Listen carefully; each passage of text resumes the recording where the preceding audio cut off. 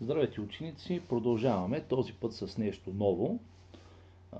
Векторно произведение на два вектора, което всъщност е вектор в друга равнина, но първо, преди да го дефинирам, трябва да ви запозная съвсем накратко с едно ново понятие математическо, матрица. Първа точка, матрица. Матрица в случаят това е таблица от числа, ученици, правоъгълна таблица от числа. Нищо страшно не е. На нас всъщност ще ни трябва матрица 2 на 2, т.е. два реда, два стълба. Записва се последният начин. А, Б, С, Д. Където А, Б, С и Д са реални числа в нашия случай. Всяка матрица има свой числов еквивалент, който се нарича детерминанта. Така като втора точка, детерминанта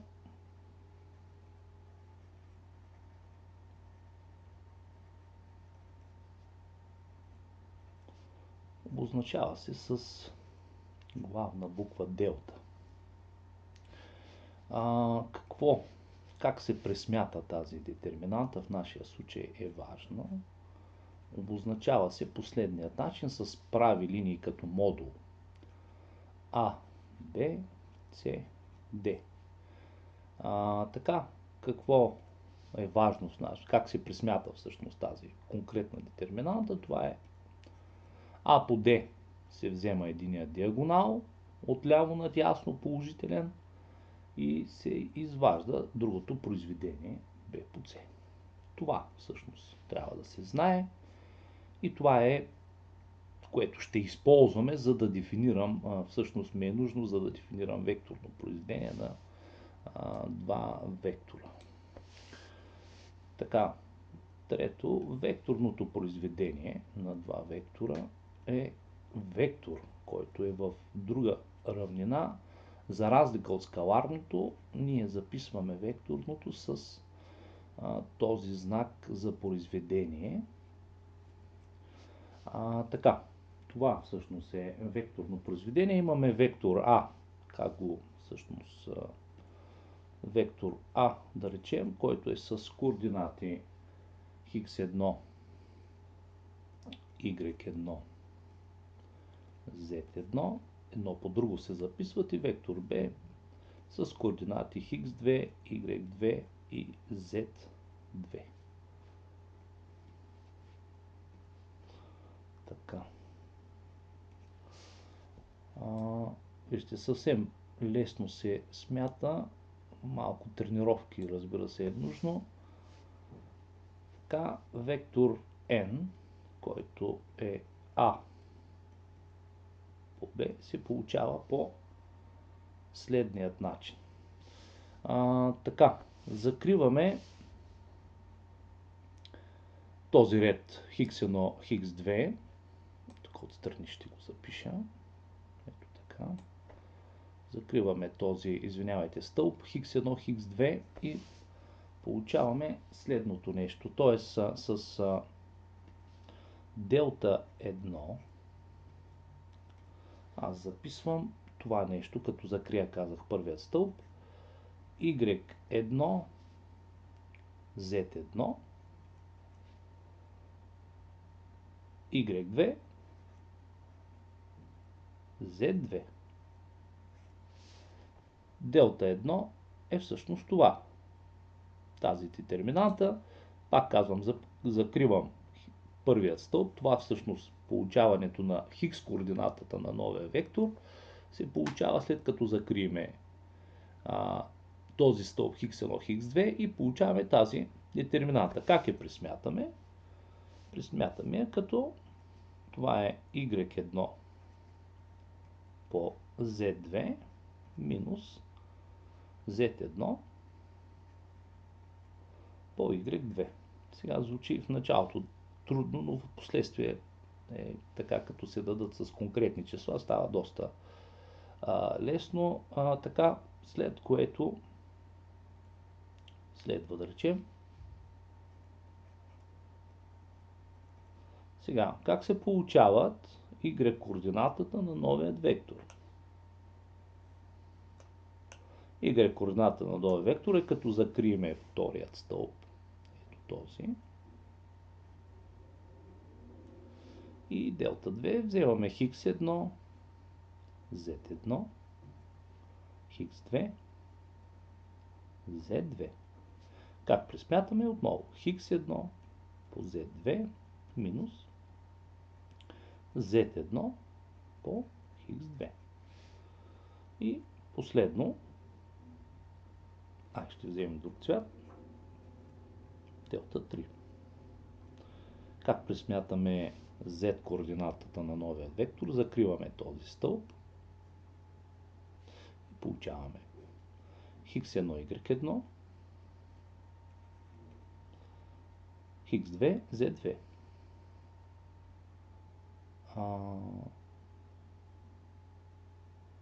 x1, x2, y2. Така.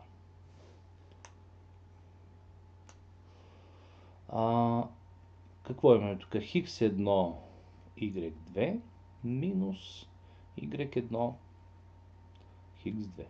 Ето така се пресмята. Пак повтарям, хикс координатата на новият вектор n е всъщност след като закриеме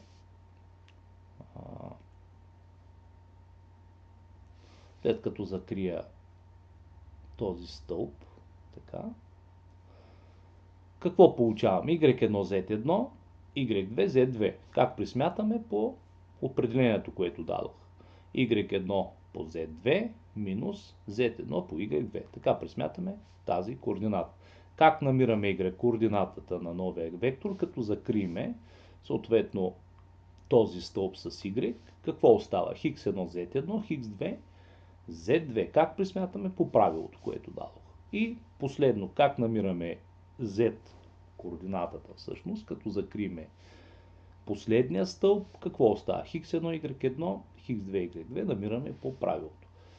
Новият вектор n има следните координати, ученици. Делта 1, обърнете внимание, минус делта 2. Тук се получава един минус и делта 3. Защо се получава тази несиметричност? От пресмятането всъщност на детерминантата, която по теория се дава, тя е от трети ред, но това на нас въобще не ни интересува.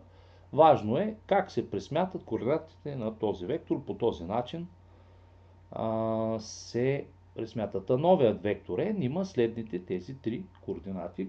Сега звучи наистина доста трудно, но е много полезен този вектор при решението на доста сериозни стереометрични задачи. Този така наречен нормален вектор на равнината. Така.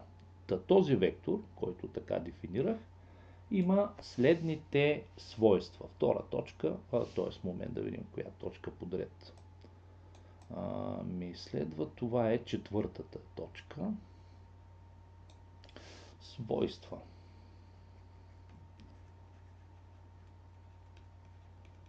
Свойства на векторното произведение. Така ще го запишем.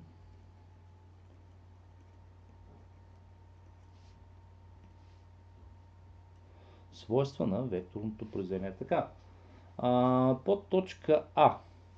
Значи този вектор n е перпендикулярен на вектор А и едновременно е перпендикулярен на двата вектора. Като тези два вектора, които лежат в една равна, не трябва да са колинеарни. Само това е важно, защото ако са колинеарни, нямаме никаква информация реално. Не можем да получим за този вектор, то практически ще стане 0. Самото векторно произведение не носи никаква информация, т.е. А и Б не колинеарни. Така ще ги запишем. А и Б са неколинеарни.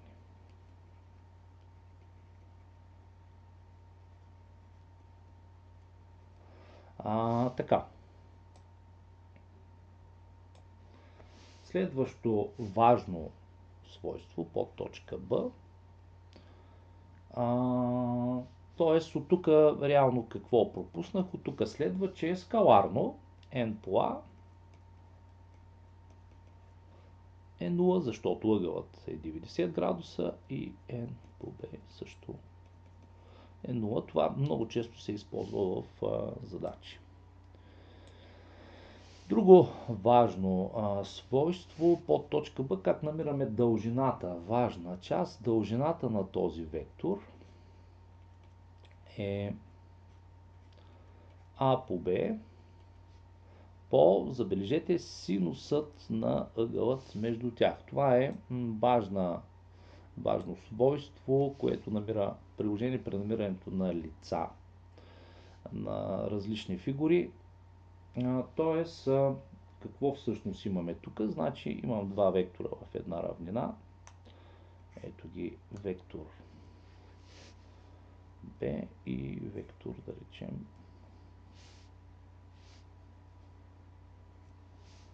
това е векторът А.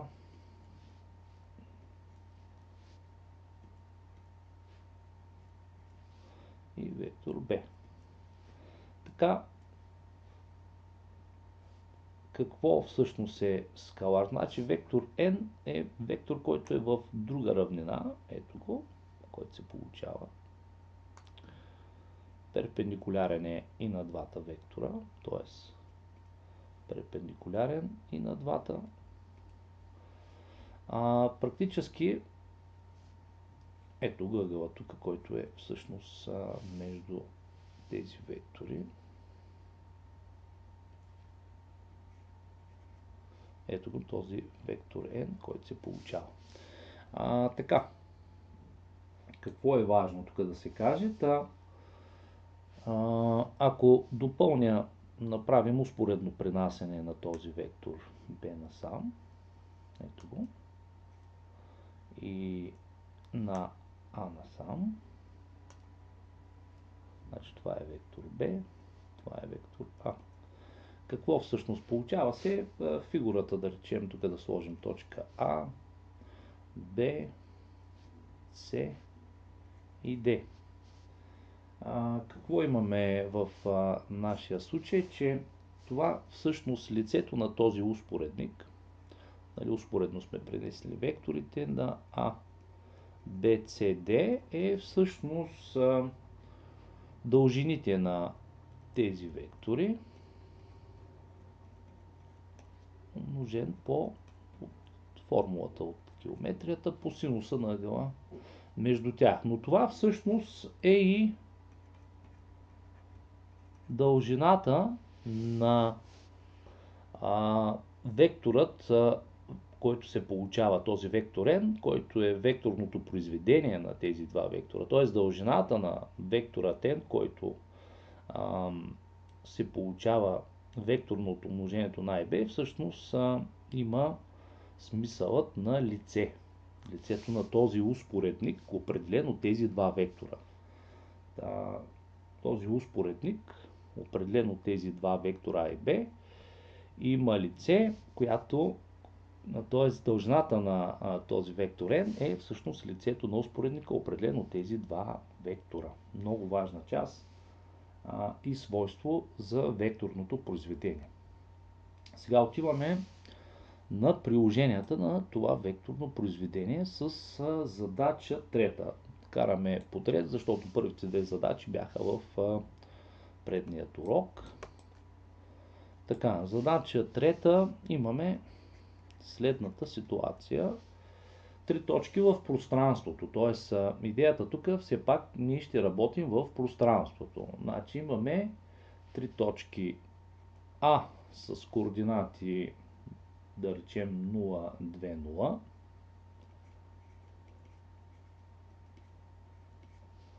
0.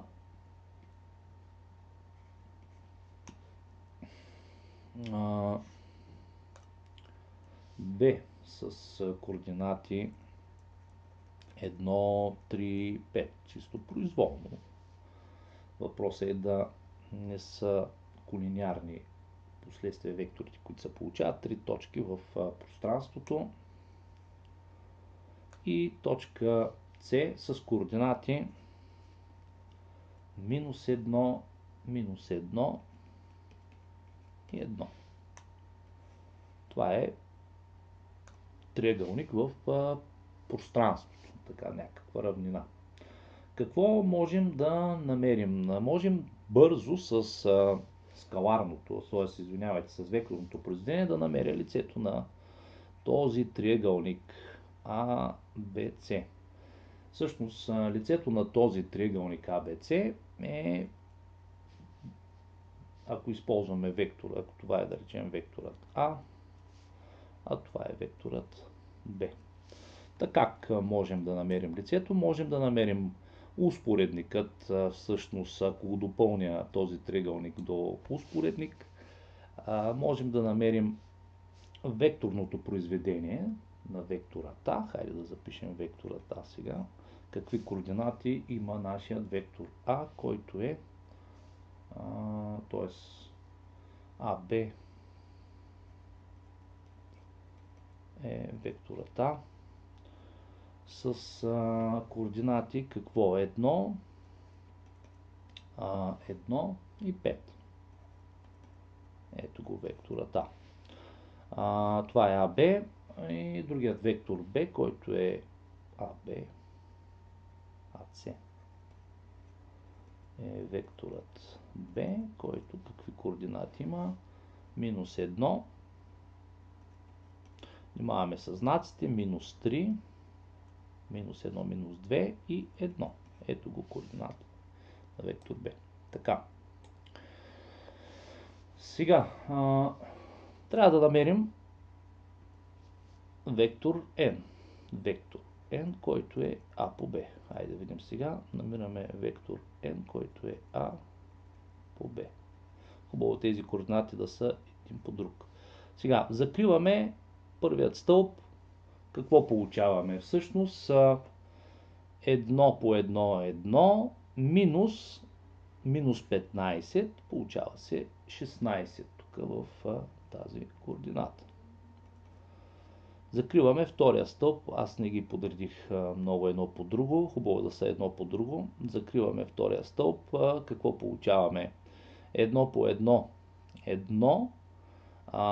Минус 5, там трябва да не забравяме минуса, получава се 6 с един знак минус обаче отпред, минус 6. Ето вторият по методът, който посочих. Закриваме и последният, 5 и 1, закриваме 1 по минус 3, минус 3, минус 1, т.е. получава се минус 2. Ето го нормалният вектор. Хубаво да са едно по друго. Така, това е правилото, което посочих. Може да го оттренирате с алгоритъма, който дадох за намиране чрез тези детерминанти. Така, намирайки този нормален вектор, аз мога да намеря неговата дължина. Значи ето първа стъпка, намираме втора стъпка, бързо мога да намеря неговата дължина на този нормален вектор. Каква е тя? 16 на втора плюс 6 на втора плюс 2 на втора.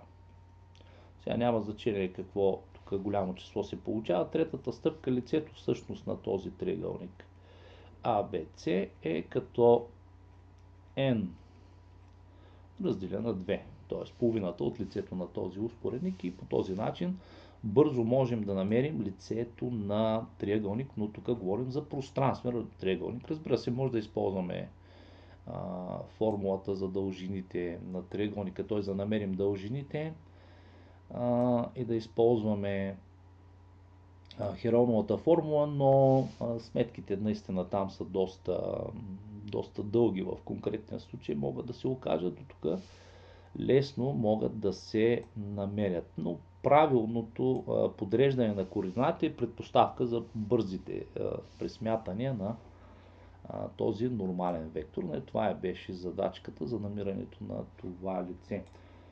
Сега приложението, всъщност основната тема, която тук ще разгледаме, е ъгъл между права и равнина. Ъгъл между права и равнина. Сега класическият метод за намирането на ъгъл между права и равнина, ако имаме една равнина да построим една равнина.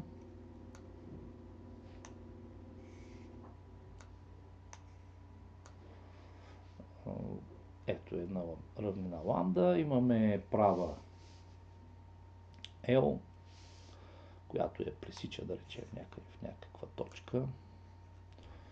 Какъв е методът за намиране на ъгъл между права и равнина? Спуска се, да речем, ако имаме тук някаква точка А от правата, спуска се перпендикуляр, прави се проекция ортогонална на правата, ето е L', да речем, и ъгълът, който се получава алфа, е този ъгъл между права и равнина.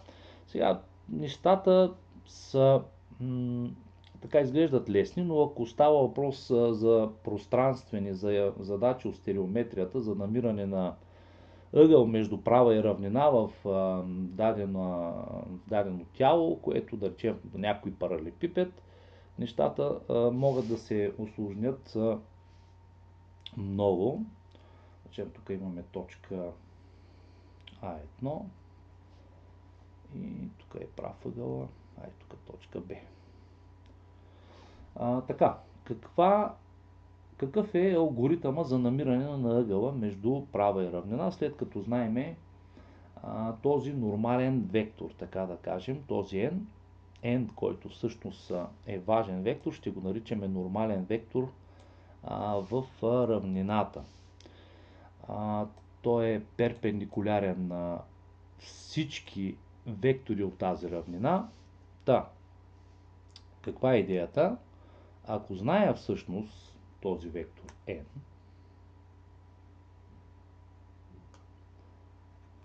този нормалният вектор в равнината, аз ъгълът, да речем, който нормалният вектор сключва с тази права, е бета. Практически какво можем да установим? Аз търся ъгъл алфа, който е ъгъл между L и ламда. Така, мога да намеря всъщност косинусът, да речем този вектор C е векторът колинеарен на правата или направляващия вектор. Значи имаме вектор C, който е направляващ или колинеарен на L.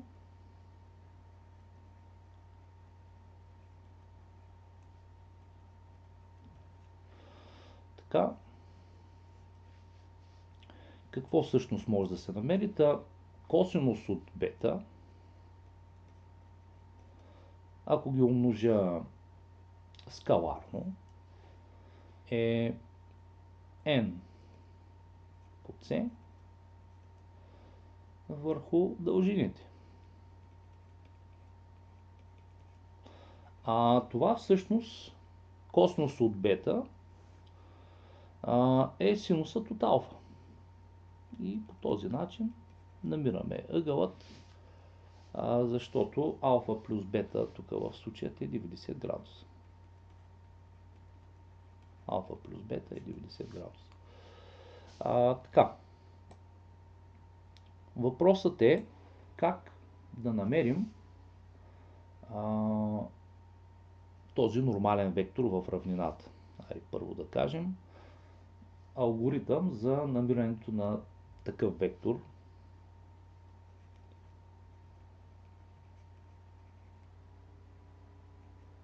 Алгоритъм за намиране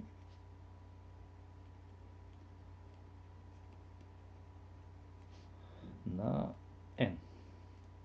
Фактически, аз ако зная този нормален вектор и точката от равнината, точка от равнина е нейният нормален вектор, може да ми определи цялата равнина, но това нас не ни интересува толкова.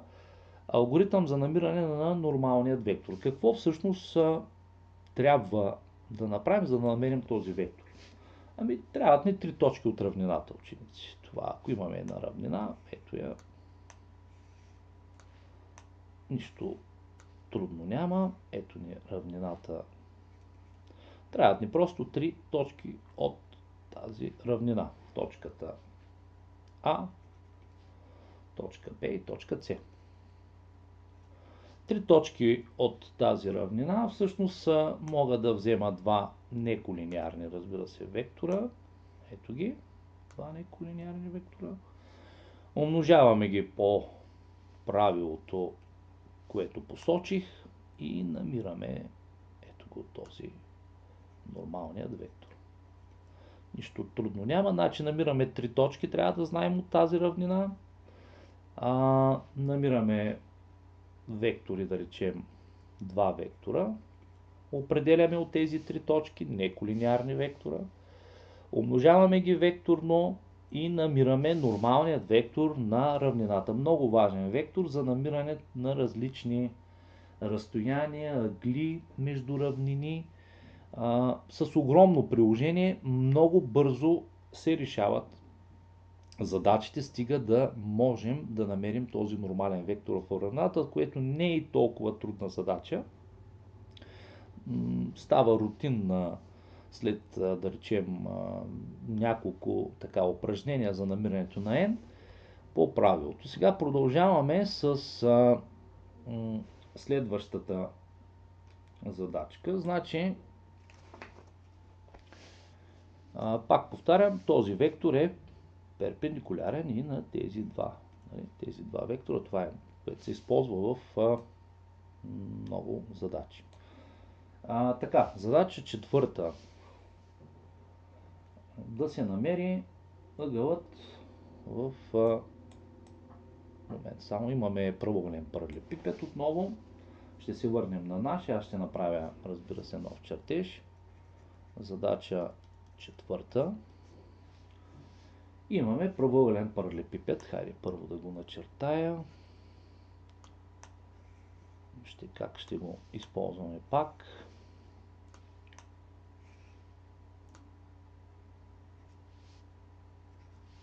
Така, ето ни нашата координатна система X, Y, Z. Така, имаме правоъгълен паралелепипед. Чертаем правоъгълния паралелепипед.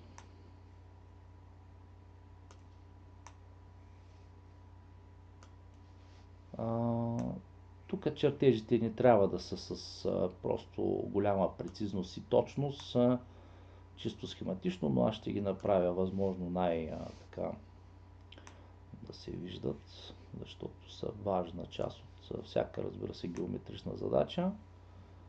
Някои ъгли няма да ми се получат много прави, но все пак. Ето го нашият правоъгълен паралелепипед.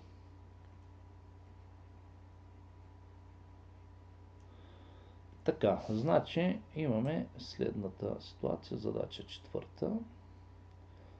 X, Y, Z. Аз си го отместя, ето така да мога да записвам. Така, имаме, няма никакво значение как ще вземем точките А, Б, С и Д. Б вземаме с 0, 0, 0, абсолютно същата размер, значи имаме, че BB1 е 4, АБ е 2, измеренията ги знаеме, и BC е 3.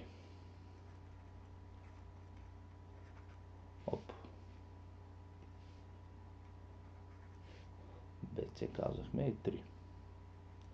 Нанасяме, значи тук тази точка казахме АБ е 2, имаме 2, 0, 0. Тук точката С е с координати 0, 3.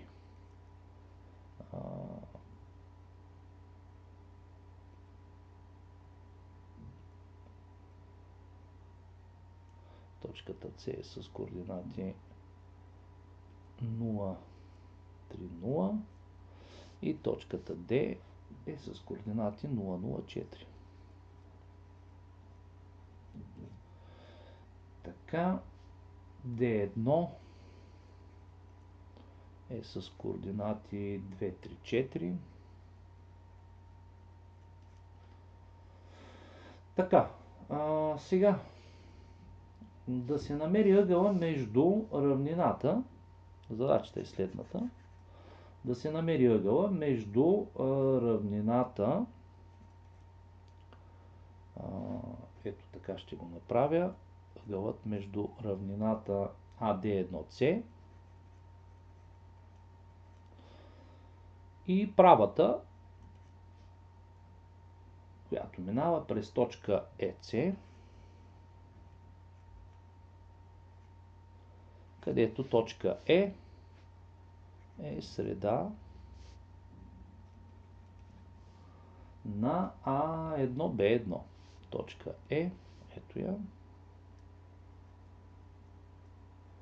е среда на A1B1. Т.е. да се намери ъгъла между равнината AD1C, ето тази равнина, AD1C,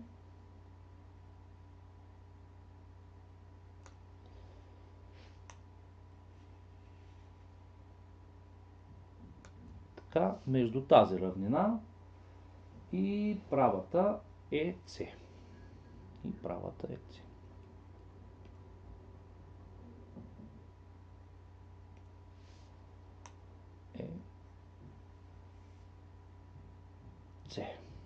Виждате, задачата е сега тук по класическият метод трябва да се правят допълнителни построения, трябва да се намери, т.е. тази равнина да се продължи и въобще задачата може да се окаже доста сериозна. Т.е. ъгълът между равнината AD1C и EC. Какво правим, за да решим тази задача? Първата ми работа е да взема два вектора от тази равнина. Значи първа стъпка, вектор да речем А, който е AD1.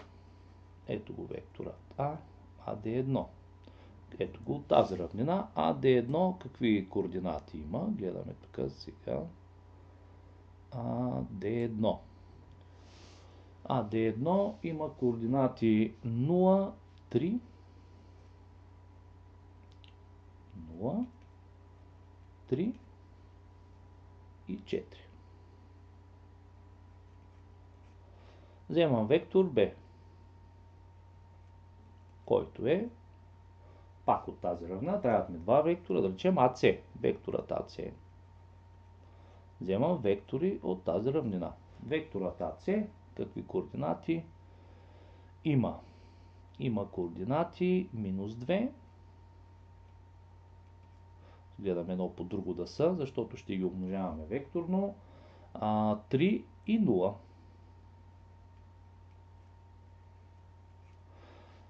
Сега, следващата важна това, първо намираме, т.е. тези два вектора от тази равнина, казахме. Второ, намираме нормалният вектор на равнината.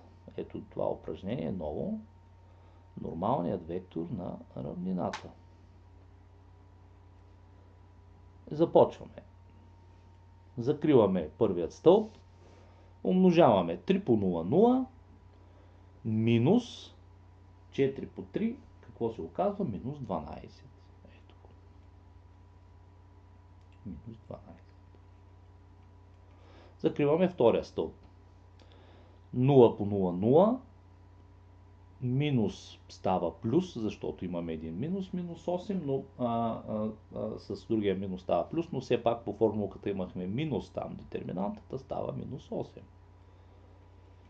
Закриваме третия стълб. Какво имаме? 0 по 3 0, минус 6 става 6. Ето го. Ето го нормалният вектор на равнината. Сега, тук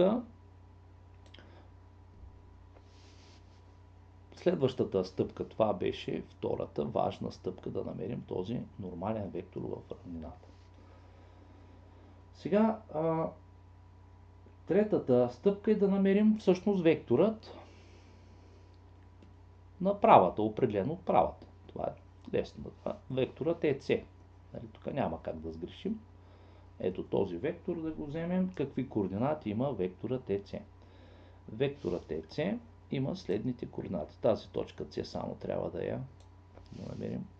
Значи А1 има координати 2, 0, 4. Векторът е средата на тези два вектора, значи имаме практически 1, 0 плюс 2 на 2, тук е 0 и тук е 4. 4 плюс 4 на 2 е 4. Така, да, векторът EC, ето насам, ще го вземем, има следните координати, минус 1, така, минус 1, 3 и минус 4. Ето го, векторът EC. И сме готови. Реално погледнато имаме всичко. Четвъртата стъпка е да намерим, ето е четвъртата стъпка, да намерим косинусът от бета, който е всъщност синусът от алфа, това, което на нас не е нужно. Обяснихме защо е така. Е да умножим скаларно. Ще го вземем в модул, за да се предпазим, т.е. търсим острият ъгъл. M по този вектор е C и ще разделим на дължините.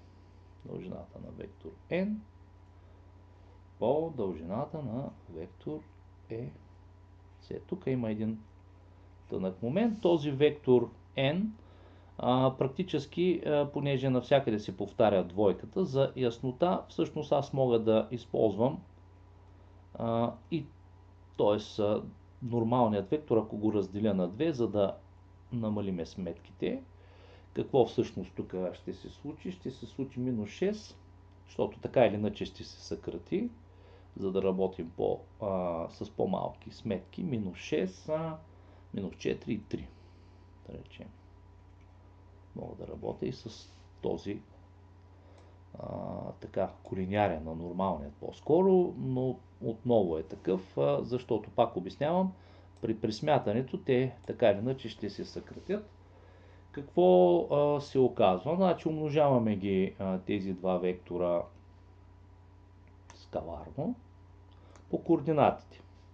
Ще ги вземем в модул, разбира се. Ето този вектор ще умножим скаларно с ето този вектор. Какво ще получим?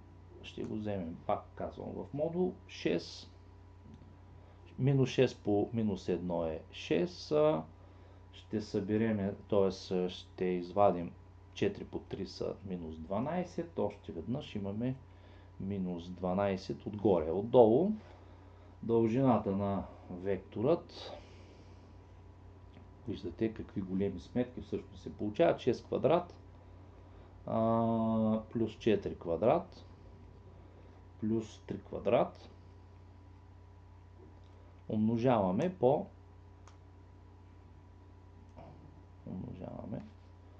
по другият радикал. Имаме 1 квадрат плюс 3 квадрат плюс 4 квадрат. Сега разбира се, това са големи сметки. Сега отгоре какво се получава? 18. Сега това какво е? 36, 16 плюс 9, корен от 61 по 16,9 корен от 26. Виждате какъв ъгъл, т.е. какъв синус се получава на ъгъла между тях. Така, това пак казвам с класически сметки, с класическия подход ще отнеме много време, много преобразования, много изкуствени построявания, които трябва да се направят, допълнителни по-скоро построявания, които трябва да се направят, и вероятността да се сгреши е твърде голяма, докато виждате с векторното произведение, разбира се, тук трябва да се оттренира как се намира това векторно произведение, което не е кой знае какво. Трябва да се внимава с втората координата, че тя отрицателна всъщност се дава по дефиниция там детерминантата, която се получава. Така че виждате, става много бързо и най-вече алгоритмично самото намиране на такива трудни условия, които са да се намери ъгъл между равнината и тази права. Така, продължаваме с следващият. Ще продължим в следващия урок.